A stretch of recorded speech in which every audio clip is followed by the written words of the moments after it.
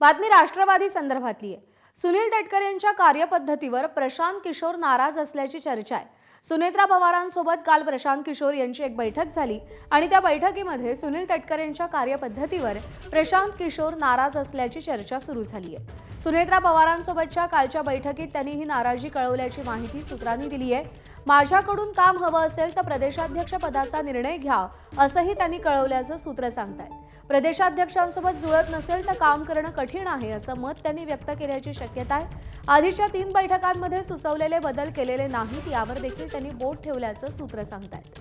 बैठकीमध्ये पार्थ पवार आणि प्रशांत किशोरांच्या टीममधले 2 सदस्य उपस्थित होते आणि जय पवार हे ऑनलाईन या बैठकीमध्ये सहभागी झालेले होते।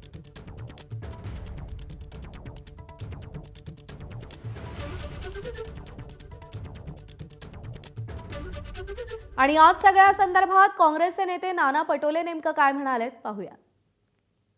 मला वाटतं की प्रशांत किशोर आता तिकडे बिहारमध्ये आमदार झाले, पण ते पहिले त्यांचं वर्किंग जे आहे ते वर्किंग तर पार्टीला एखाद्या प्रमोट करायचं असेल तर त्यासाठी ते पूर्ण टीम लावतात, त्या पद्धतीचं काम असेल।